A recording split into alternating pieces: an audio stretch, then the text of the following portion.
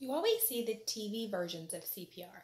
Have you ever wondered what it was like to do CPR on an actual real person? I am CPR certified. It is important to at least be familiar with the CPR.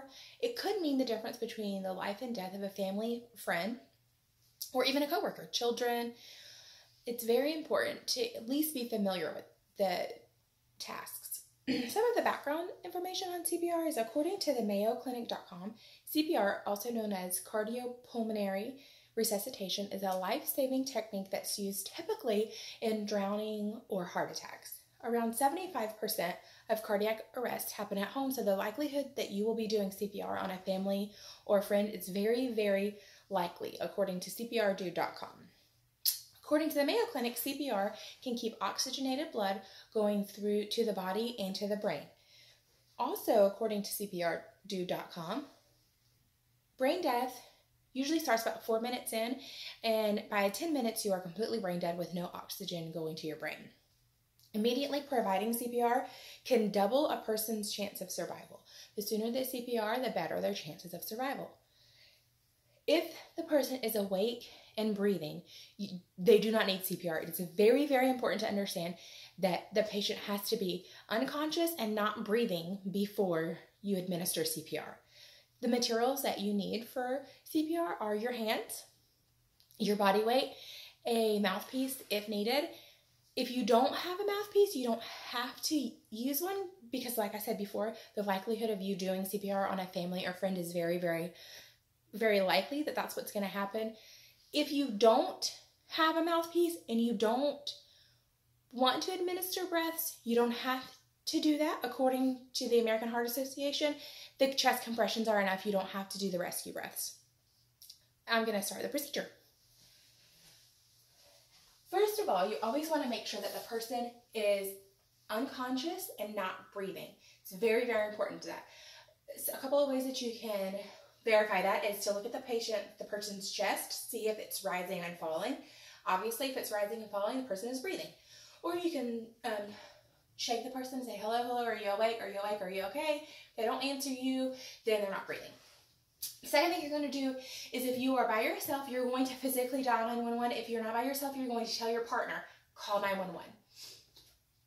To begin the chest compressions, you are going to, right here where the ribs meet, just a little bit below that, that's where you're going to put the heel of your hand. One heel of your hand is going to go there. The other hand you're going to put directly on top of that hand, and you're going to interlock your fingers like this. Interlock your fingers. You're going to lock your elbows, use all of your body weight and press down. You're going to press down about 2 inches into the chest. You're going to do it at a very rapid pace, at least like 100 beats per minute. Think of the song Stayin' Alive, the chorus. Some people teach it that way. You're going to do it very rapid to that chorus, to that beat. So you're going to do 30 chest compressions. You do 30 chest compressions to 2 rescue breaths. You're going to count to yourself or out loud. I like to count out loud so that I know that I'm keeping up with it. So you're going to do 30 chest compressions. 1, 2, 3, 4, 5, 6, 7, 8, 9, 10, 11, 12, 13, 14, 15, 16, 17, 18, 19, 20, 21, 22, 23, 24, 25, 26, 27, 28, 29, 30. Now, at this point, if you're going to do the chest compressions, you're going to want to make sure that the head is tilted back because that opens up the airway here. If your chin is down, obviously that stops your airway. You want to make sure that the airway is open and clear. The heel of one of your hands you're going to put on the forehead to kind of hold it back, and you're going to plug the nose with your fingers. Your other hand, you're just going to put underneath the patient's chin just to make sure that the airway does stay open, and you're going to administer 2 rescue breaths. You're going to take a deep breath, and you're going to breathe twice into the person's mouth. Now you can, out of the corner of your eye, you can look at the patient's chest to make sure that the chest is rising. If it's not, do it again. Pull the head back, make sure that the airway is clear. Try it one more time. Like I said previously, if you don't want to administer the rescue breaths, you don't have to do that. According to the American Heart Association, again, the chest compressions are enough. You're going to do that for 2 minutes. 30 compressions, 2 breaths. 30 compressions, 2 breaths.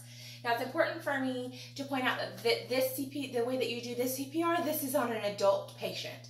30 CPRs, 2 rescue breaths. 30 chest compressions, 2 rescue breaths. You're going to do that for 2 minutes or 5 rounds, or until medical personnel can get there. Also, an important thing to remember is that the patient is laying flat on their back. Make sure that they're flat on a stable surface, and you also want to make sure that you're safe. Don't do it CPR if you're not in a safe place. If you're in a place where there are power lines down or, things like that, it's important to remember not to do it, not to put yourself in danger because you can't help this patient if you are hurt yourself, and then you're both hurt and there's nobody there to help either one of you. CPR can mean the difference between life and death in somebody. You don't have to be a trained professional in CPR. You just need to know the basic skills to at least keep oxygenated blood to the person's brain and body until further help can get there. It's very important, especially with children around, that you at least know somewhat how to do CPR. Thank you.